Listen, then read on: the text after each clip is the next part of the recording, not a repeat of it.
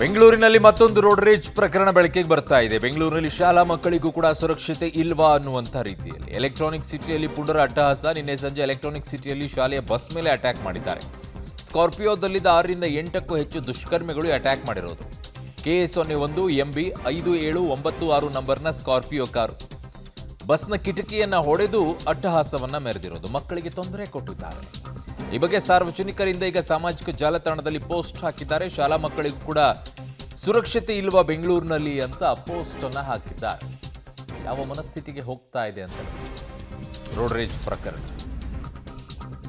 So ಬೆಂಗಳೂರಿನ ಶಾಲಾ ಮಕ್ಕಳಿಗೂ ಕೂಡ ಸುರಕ್ಷತೆ ಇಲ್ವಾ ಅಂತ ಸಣ್ಣ ಪುಟ್ಟದೇನೋ ಯಾರೋ ಅಡ್ಡ ಹಾಕಿದ್ರು ಏನೋ ಆಯ್ತು, ಅವ್ನು ಬೈ ಮಾಡ್ದ, ಇವನು ಒಂಚೂರು ಬಾಯ್ ಮಾಡ್ದ, ಇಬ್ಬರು ನೋಡಿ ಬೈದಾಡ್ಕೊಂಡ್ರು. ಬೇರೆ ಶಾಲಾ ಮಕ್ಕಳದ್ದೇನ್ರಿ, ಗ್ಲಾಸಿನ ಕೊಡದು ಹಾಕ್ಬೇಕು. ಒಳಗಡೆ ಮಕ್ಕಳು ಇರ್ತಾರೆ, ಅವ್ರ ಮೇಲೆ ಏನು ಪರಿಣಾಮ ಬೀರುತ್ತೆ ಅನ್ನುವಂಥ ಕನಿಷ್ಠ ಜ್ಞಾನವೂ ಇಲ್ಲದೆ ಇರೋ ರೀತಿಯಲ್ಲಿ ವರ್ತಿಸ್ತಾರಲ್ಲ ಇವರೆಲ್ಲ.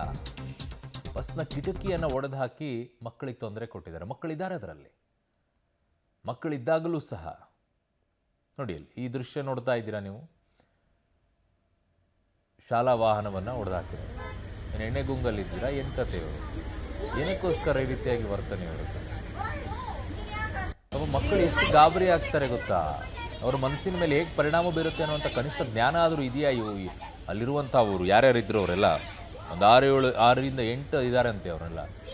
ಅವ್ರಿಗೂ ಆ ರೌಡಿ ಶೀಟರ್ ಪವನ್ ಕಾಲಿಗೆ ಗುಂಡು ಹೊಡೆದ್ರಲ್ಲ, ಹೆಂಗೆ ಎಲ್ಲರಿಗೂ ನಿಲ್ಲಿಸ್ಬಿಟ್ಟು ಕಾಲಿಗೆ ಗುಂಡು ಹೊಡಿಬೇಕು, ಇಲ್ಲ ಕೈಗೆ ಹಾಕಬೇಕು. ಯಾಕಂದರೆ ಗ್ಲಾಸ್ ಹೊಡೆದಿದ್ದಾರಲ್ಲ, ಆವಾಗ ಸರಿ ಅನಿಸುತ್ತೆ. ಹೇಳಬಾರ್ದು ಇವನ್ನೆಲ್ಲ, ಒಂದೊಂದ್ಸಲ ಬೇಜಾರಾಗ್ಬಿಡುತ್ತೆ. ಯಾವಾಗ ಹೇಗೆ ವರ್ತಿಸ್ಬೇಕು ಅನ್ನುವಂಥ ಸಮಾಜದಲ್ಲಿ ಕಳ್ಕೊಂಡ್ಬಿಟ್ಟಿದ್ದೀವಿ ಅದು.